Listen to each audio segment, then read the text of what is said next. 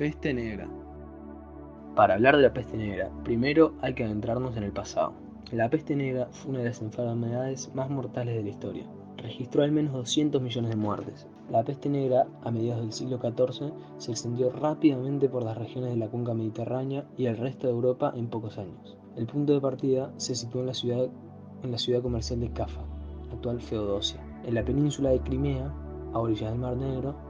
La transmisión se produjo a través de barcos y personas que transportaban los fatídicos agentes, las ratas y las pulgas infectadas, entre las mercancías o en sus propios cuerpos. Y de este método propagaban la peste, sin darse cuenta, allí donde llegaban.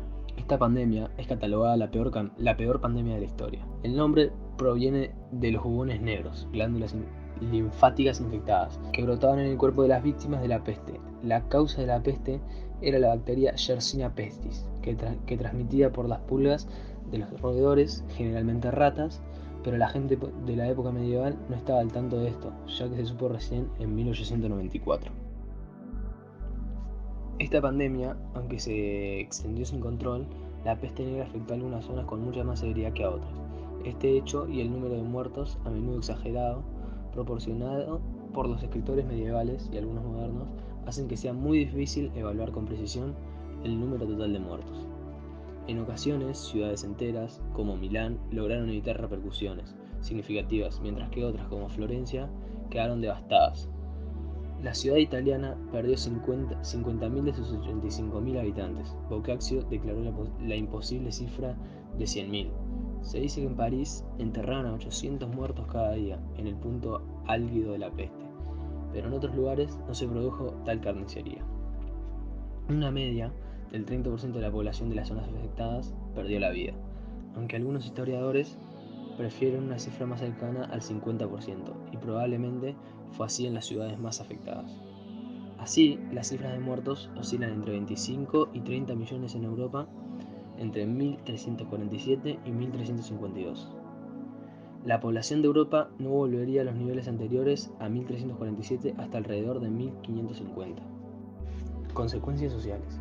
Las consecuencias de un número tan elevado de muertes fueron graves, y en muchos lugares la estructura social se rompió. Muchas zonas urbanas pequeñas, afectadas por la peste, fueron abandonadas por sus habitantes, que buscaron seguridad en el campo.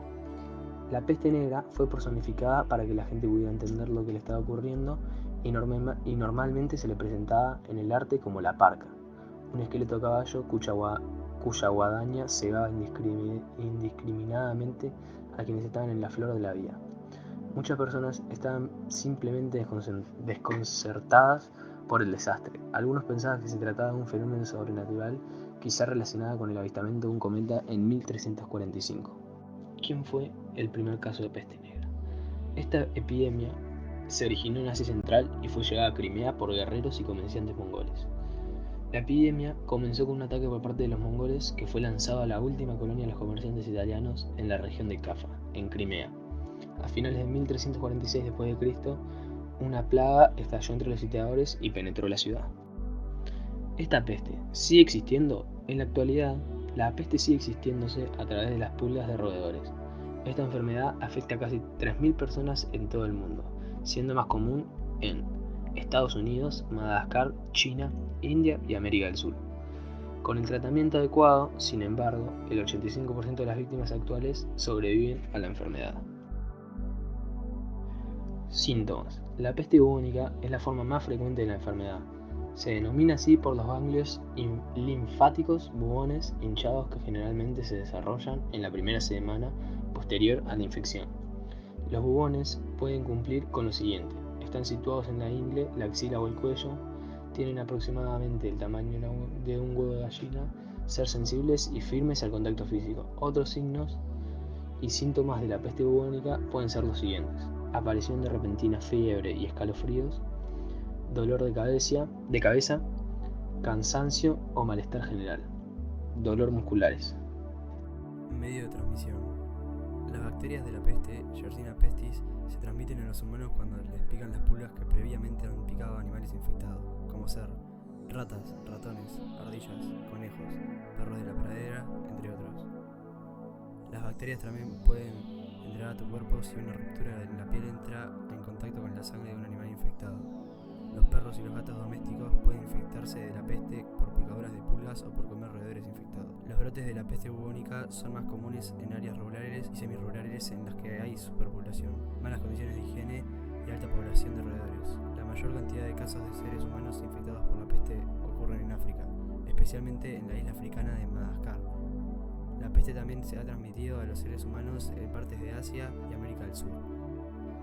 En los Estados Unidos la peste es poco frecuente, pero se han registrado casos en varios estados del oeste y suroeste, principalmente en Nuevo México, Arizona, California y Colorado. ¿Cómo evitarla?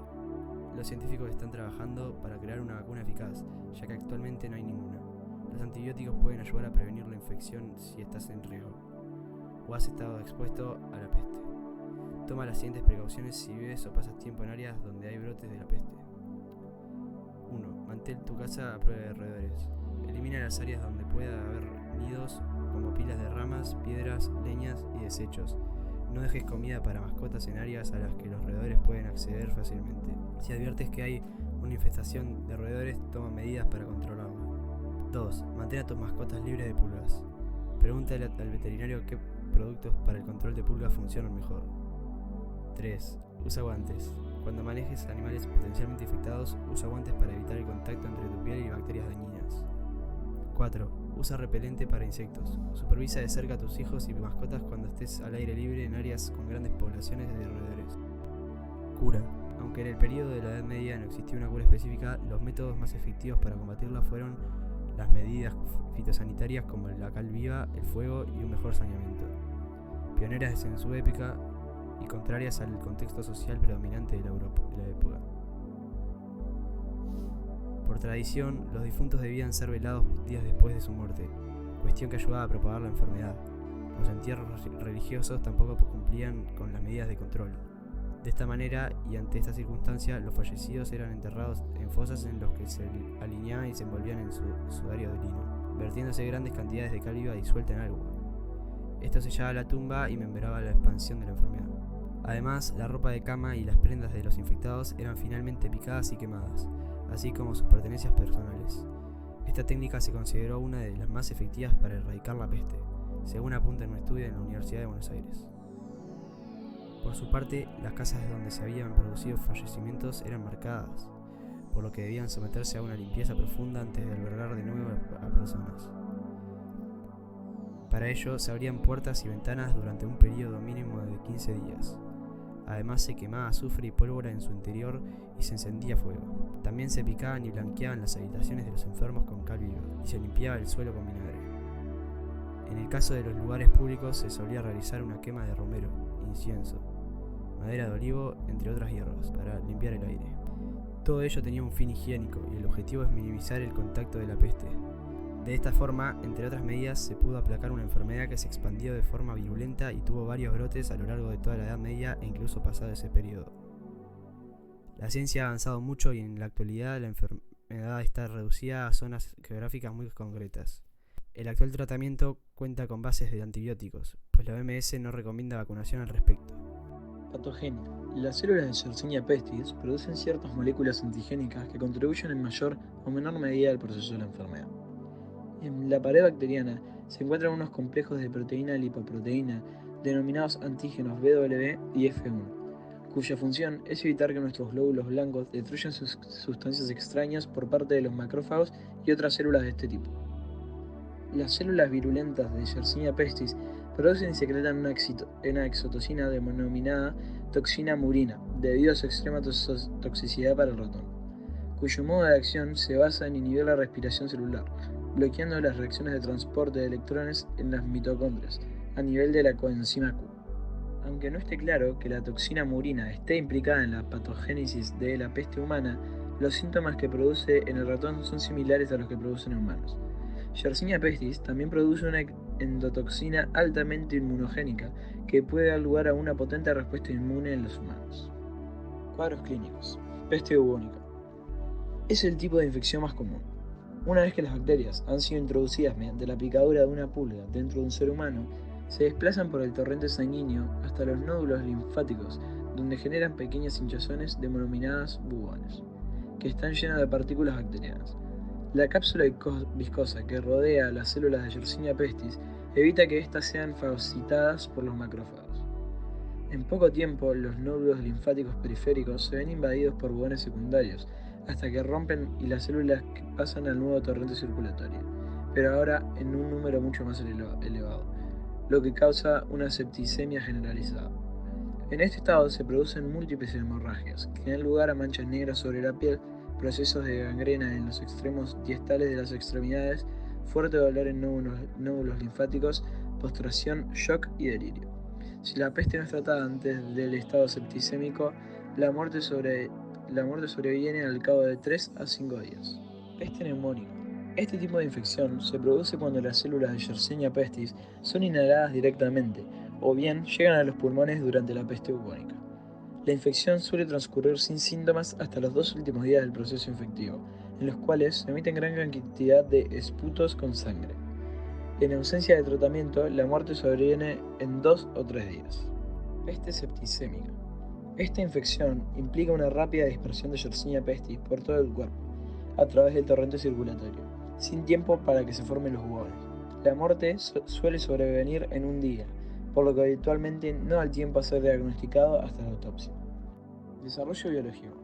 Yersinia pestis comparte el género Yersinia con otras bacterias patógenas, como Yersinia enterocolética o Yersinia pseudotuberculosis, causantes ambas de enfermedades derivadas del contacto con animales infectados o de agua o alimentos contaminados. El género pertenece a la familia de las enterobacterias. También pertenece al grupo de gamma proteobacterias. ¿Qué función cumplen las gamma proteobacterias? Las gamma proteobacterias juegan un papel importante en la fijación de nitrógeno en varios tipos de plantas, oxidando amonio para producir nitrito, un producto químico importante para la función en las plantas. Muchas de ellas se encuentran en muestras ambientales, tales como aguas residuales o el suelo. ¿Qué son las enterobacterias? Las enterobacterias son las bacterias pertenecientes a la familia Enterobacteriaceae. Se trata de microorganismos procariotas, como todas las bacterias, que generalmente son gram negativos. Tienen forma de bastón y suelen habitar en el tracto intestinal de destinos animales, incluyendo al ser humano.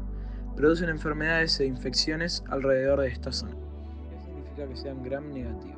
Las bacterias se clasifican por su aspecto microscópico y por otras características. Las bacterias gram negativas se clasifican por el color que adquieren después de aplicarles un proceso químico denominado tinción de Gram. Las bacterias gram negativas se tiñen de rojo cuando se utiliza este proceso. Las bacterias gram positivas se tiñen de azul. Las bacterias gram negativas y las gram positivas se tiñen de forma distintas porque sus paredes celulares son diferentes. También causan diferentes tipos de infecciones y hay distintos tipos de antibióticos eficaces contra ellos. Las bacterias gram negativas están encerradas en una cápsula protectora. Esta cápsula ayuda a evitar que los glóbulos blancos, que combaten las infecciones, ingieran las bacterias. Bajo la cápsula, las bacterias gram negativas tienen una membrana externa que las protege contra ciertos antibióticos, como la penicilina. Al deteriorarse, esta membrana libera sustancias tóxicas llamadas endotoxinas, que contribuyen a la gravedad de los síntomas en las infecciones por bacterias gram negativas.